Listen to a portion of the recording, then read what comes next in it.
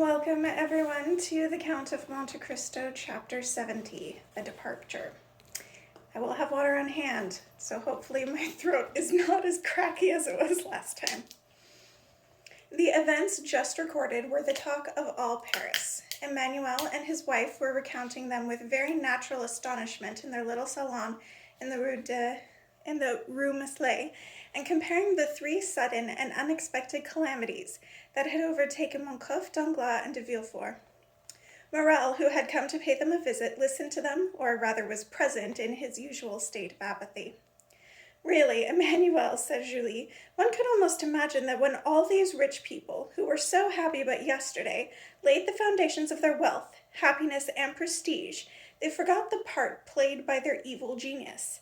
And like the wicked fairy of our childhood days who had not received an invitation to some christening or wedding, this genius has suddenly appeared to take his vengeance for the neglect.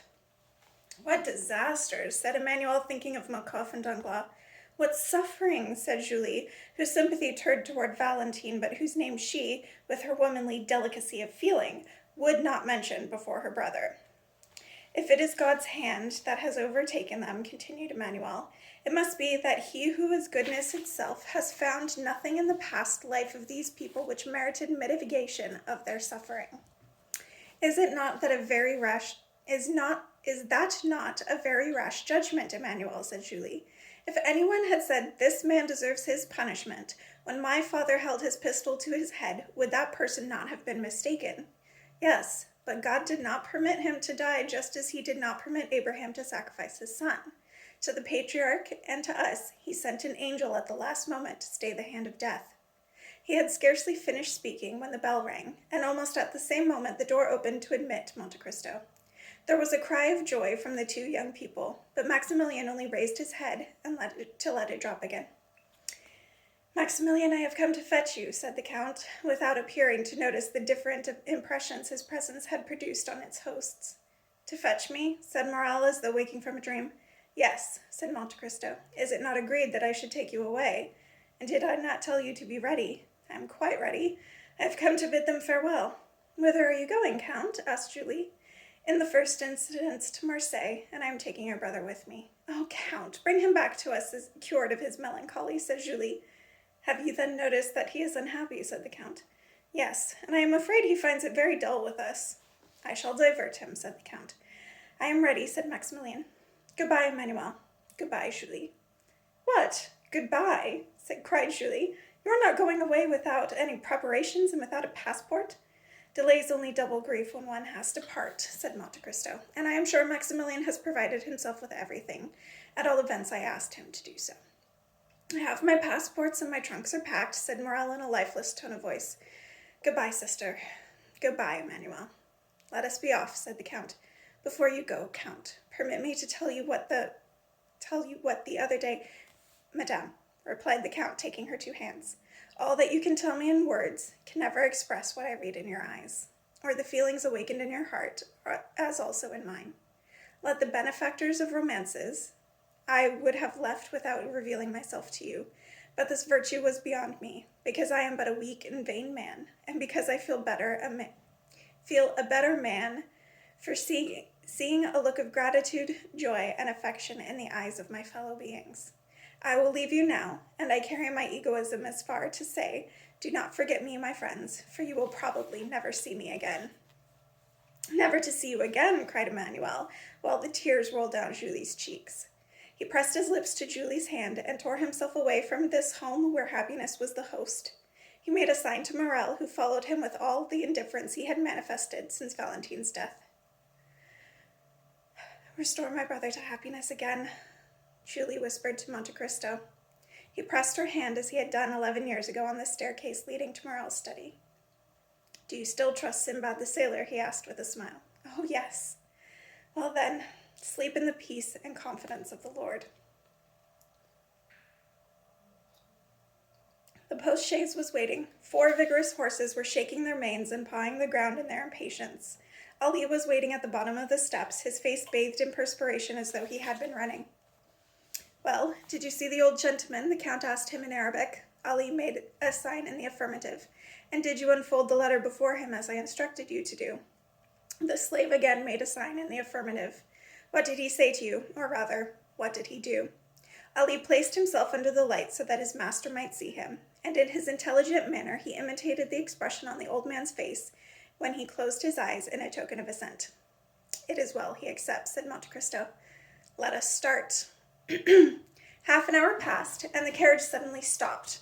The Count had pulled the silken cord that was attached to Ali's finger. The Nubian alighted and opened the door. It was a lovely starlit night. They were on top of the Vosges hill when Paris appeared like a dark sea, and her millions of lights like phosphorescent waves which were more clamorous, more passionate, more greedy than those of the tempestuous ocean, waves which are ever raging, foaming, and ever ready to devour what comes in their way. At a sign from the Count, the carriage went on, leaving him alone. Then, with arms crossed, he contemplated for a long time this modern Babylon, which inspires the poet, the religious enthusiast, and the materialist alike. Bowing his head and joining his hands as though in prayer, he murmured, "O great city! In thy palpitating bosom have I found what I sought. Like a patient miner have I dug out thy entrails to root out the evil. My work is accomplished, my mission ended, and now thou canst hold neither pleasure nor pain for me. Farewell, Paris, farewell." His eyes wandered over the vast plain like that of a genius of the night, when, passing his hand across his brow, he once more entered his carriage, which disappeared over the hill in a cloud of dust. They traveled thus for 10 leagues in complete silence, Morrel wrapped in dreams, and Monte Cristo watching him dream. "Morrel," said the Count at length, "do you regret having come with me?" "No, Count, but in leaving Paris. If I had thought your happiness was to be found in Paris, I should have left you there. Valentine is laid at rest in Paris, and I feel as though I were losing her for a second time." "Maximilian, the friends we have lost do not repose under the ground," said the Count. "They are buried deep in our hearts. It has been thus ordained that they may always accompany us. I have 2 such friends. The one is he who gave me being, and the other is he who brought my intelligence to life. Their spirits are ever with me. When in doubt, I consult them, and if I ever do anything that is good, I owe it to them. Consult the voice of your heart, Morrel, and ask it whether you should continue this behavior toward me." "The voice of my heart is a very sad one," said Maximilian, "and promises nothing but unhappiness." The journey was made with extraordinary rapidity. Villages fled past them like shadows. Trees, shaken by the first autumn winds, seemed like disheveled giants rushing up only to flee as soon as they had reached them. They arrived at Chalons the next morning, where the Count's steamboat awaited them. Without loss of time, the 2 travelers embarked, and their carriage was taken aboard. The boat was almost like an Indian canoe, and was especially built for racing. Her 2 paddle wheels were like 2 wings with which she skimmed the water like a bird. Even Morrel seemed intoxicated with the rapidity of their motion, and at times it almost seemed as though the wind, in blowing his hair back from his forehead, also momentarily dispelled the dark clouds that were gathered there. Marseille was soon reached. As they stood on the Cannebière, a boat was leaving for Algiers. Passengers were crowded on the decks, relatives and friends were bidding farewell, some weeping silently, others crying aloud in their grief. It was a touching sight, even to those accustomed to witnessing it every day. Yet it had not the power to distract Morrel from the one thought that had occupied his mind ever since he set foot on board of the stones of the quay. "Here is the very spot where my father stood when the Pharaon entered the port," he said to the Count. "It was here that the honest man whom you saved from death and dishonor threw himself into my arms. I still feel his tears on my face." Monte Cristo smiled. "I was there," he said, pointing to a corner of the street. As he spoke, a heart-rending sob was heard issuing from the very spot indicated by the Count, and they saw a woman making signs to a passenger on the departing boat. The woman was veiled. Monte Cristo watched her with an emotion which must have seemed evident to Morrel had his eyes not been fixed on the boat. "Good heavens," said Morrel, "surely I am not mistaken. That young man waving his hand, the one in uniform, is Albert de Montcalm." "Yes," said Monte Cristo, "I recognized him." "How can you have done? You were looking the other way." The Count smiled in the way he had when he did not wish to answer. His eyes turned again to the veiled woman, who soon disappeared round the corner of the street. Then, turning to Maximilian, he said, "Have you nothing to do in the town?" Yes, I wish to pay a visit to my father's grave, replied Morel in a lifeless voice. Very well, go and wait for me. I will join you there.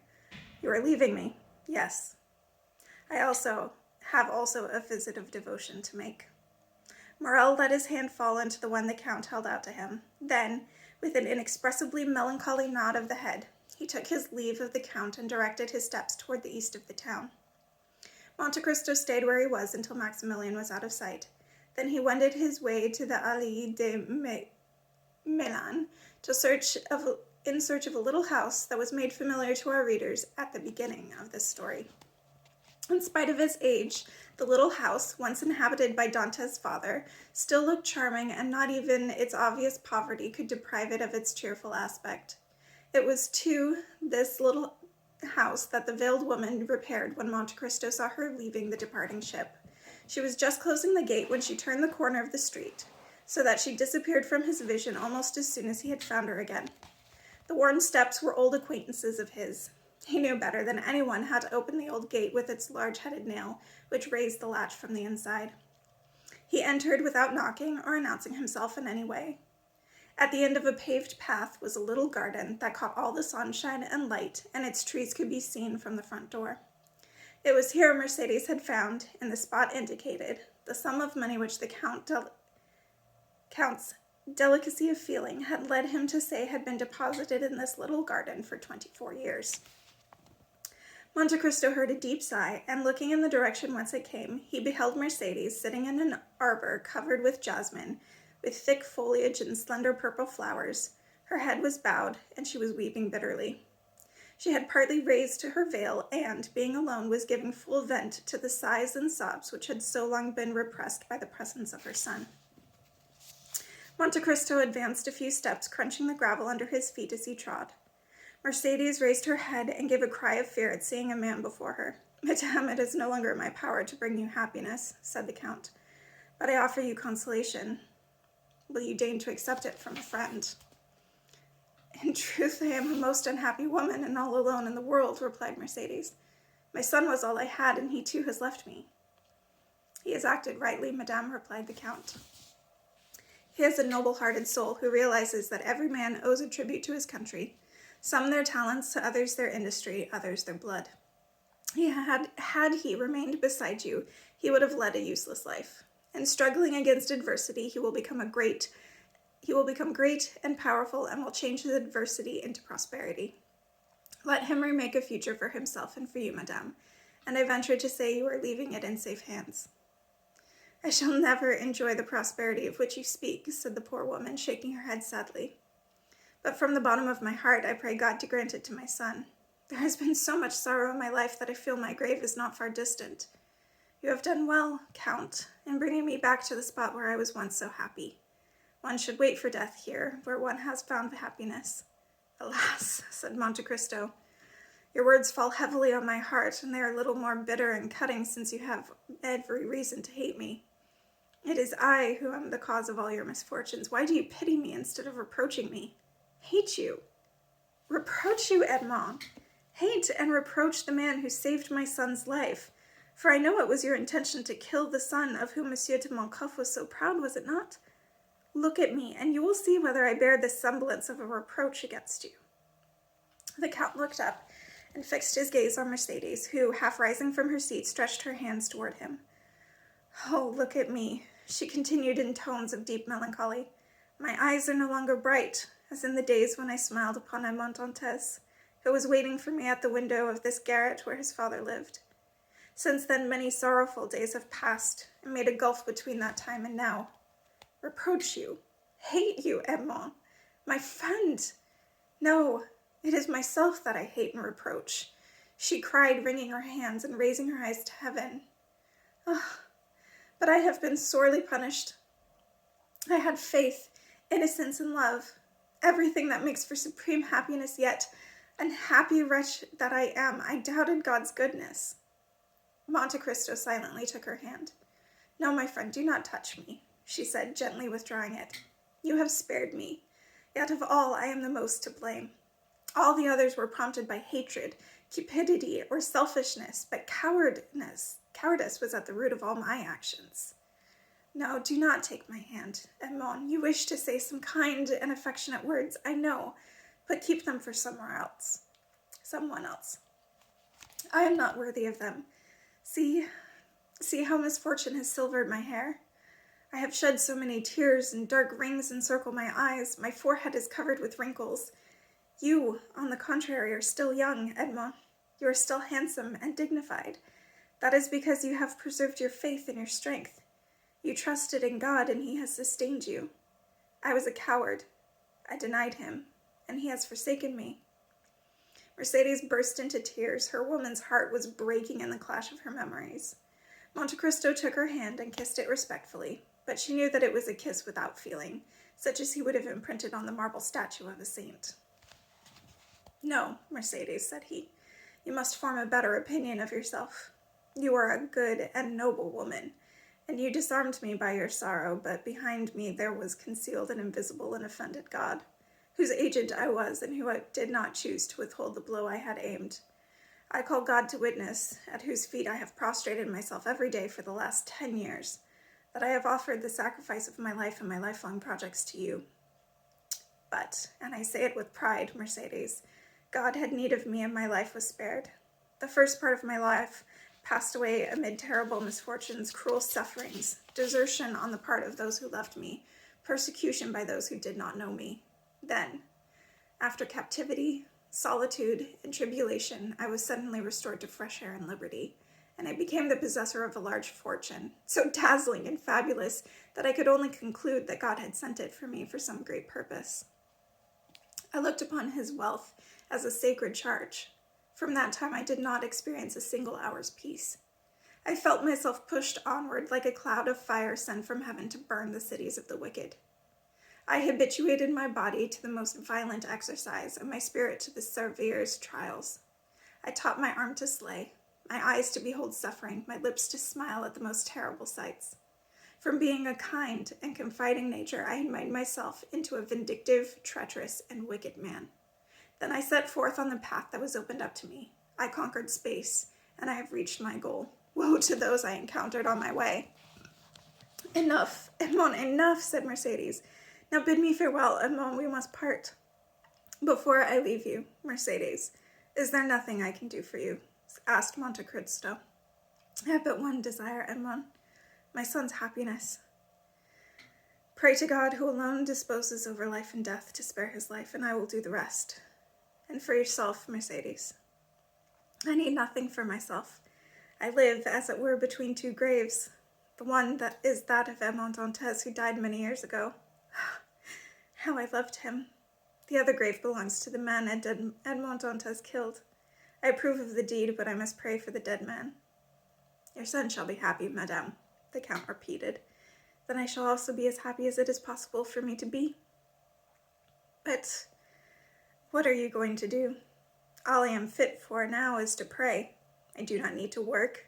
I have the little treasure you buried, and which has been found in the spot you indicated. There will be much gossip as to who I am, what I do, and how I subsist. But what does that matter? These are questions which concern but God, you, and me. Mercedes, said the Count, I do not wish to reproach you, but you have taken an exaggerated view as to your sacrifice of the fortune amassed by Monsieur de Moncouf. By rights, half of it was yours in virtue of your vigilance and economy. I know what you are going to propose. I cannot accept it, Edmond. My son would not permit it. I will not do anything without Albert's approval. I will make myself acquainted with his intentions and shall submit to them. But if he agrees to what I propose, will you follow his example? You know, Edmond, that I have no longer any reasoning powers and no will, unless it be the will not to take any decision. My will has been swept away by the storms that have raged over my head. I am as helpless in God's hands as a sparrow in the talons of an eagle. Since he does not wish me to die, I live. If he sends me help, it is because he so desires, and I shall accept it. Monte Cristo bowed his head under the vehemence of her grief. Will you not say au revoir to me? He said, holding out his hand. On the contrary, I do say au revoir, Mercedes replied solemnly, pointing to heaven. And that is a proof that I still hope. She touched the Count's hand with her own trembling fingers, ran up the stairs, and disappeared from sight. Monte Cristo left the house with heavy steps, But Mercedes did not see him. Her eyes were searching in the far distance for the ship that was carrying her son toward the vast ocean. Nevertheless, her voice almost involuntarily murmured softly, Edmond, Edmond. The Count went with a heavy heart from the house where he had taken leave of Mercedes, in all probability never to see her again, and turned his steps toward the cemetery where Morel was awaiting him. 10 years previously, he had also sought piously for a grave in this same cemetery, but he had sought in vain. He who had returned to France with millions of money had been unable to find the grave of his father who had died of hunger. Morel had had a cross erected, but it had fallen down, and the sexton had burnt it with the rubbish. The worthy merchant had been more fortunate. He had died in the arms of his children, and by them he had laid aside his wife, who had preceded him into eternity by 2 years. 2 large marble slabs on which were engraved their names were standing side by side in a little railed-in enclosure shaded by 4 cypresses. Maximilian was leaning against one of these trees, staring at the 2 graves with unseeing eyes. He was obviously deeply affected. Maximilian, it is not on those graves you should look, but there, said the Count, pointing to the sky. The dead are everywhere, said Morel. Did you not tell me so yourself when you made me leave Paris? On the journey, Maximilian, you asked me to let you stay a few days at Marseille. Is that still your wish? I have no longer any wishes, Count, but I think the time of waiting would pass less painfully here than anywhere. All the better, Maximilian, for I must leave you, but I have your word, have I not? I shall forget it, Count, I know I shall. No, you will not forget it, for you are, above all things, a man of honor. Morel, you have sworn to wait, and will now renew your oath. Have pity on me, Count, I am so unhappy. I have known a man unhappier than you, Morel. What man is there unhappier than me who has lost the only being he loved on earth? Listen, Morel, and fix your whole mind on what I am going to tell you. I once knew a man who, like you, had set all his hopes of happiness upon a woman. He was young. He had an old father whom he loved, and a sweetheart whom he adored. He was about to marry her, when suddenly he was overtaken by one of those caprices of fate which would make us doubt in the goodness of God, if he did not reveal himself later by showing us all is but a means to an end. This man was deprived of his liberty, of the woman he loved, of the future of which he had dreamed and which he believed was his, and plunged into the depths of a dungeon. He stayed there 14 years, Morel. 14 years, replied the Count. And during those 14 years he suffered many an hour of despair. Like you, Morel, he also thought he was the unhappiest of men, and sought to take his life. Well, asked Morel. Well, when he was at the height of his despair, God revealed himself to him through another human being. It takes a long time for eyes that are swollen with weeping to see clearly, and at first, perhaps, he did not comprehend this infinite mercy, but at length he took patience and waited. One day he miraculously left his tomb, transfigured, rich, and powerful. His first cry was for his father, but his father was dead. When his son sought his grave 10 years after his death, even that had disappeared, and no one could say to him, There rests in the Lord the Father who so dearly loved you. That man, therefore, was unhappier than you, for he did not even know where to look for his father's grave. But then he still had the woman he loved. You are wrong, Morel. This woman was faithless. She married one of the persecutors of her betrothed. You see, Morel, that in this again he was unhappier than you. And did this man find consolation? At all events, he found peace. Is it possible for this man ever to be happy again? He hoped so.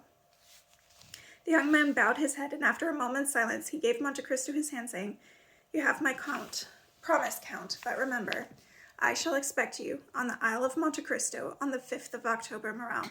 On the 4th, a yacht named the Urus will be waiting for you at the port of Bastia. Give your name to the captain, and he will bring you to me. That is quite definite, is it not? It is, Count, and I shall do as you say.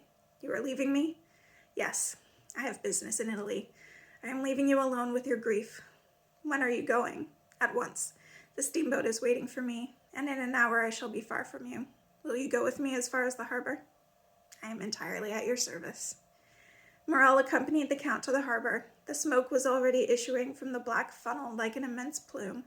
The boat got under way, and an hour later, as Monte Cristo had said, the same feather of white smoke was scarcely discernible on the horizon, as it mingled with the mists of the night. Well, unlike the movies, we don't get a lovely reunion, a forever happy after with Monte Cristo and Mercedes, but they both have a bright future ahead of them. I'll see you next time.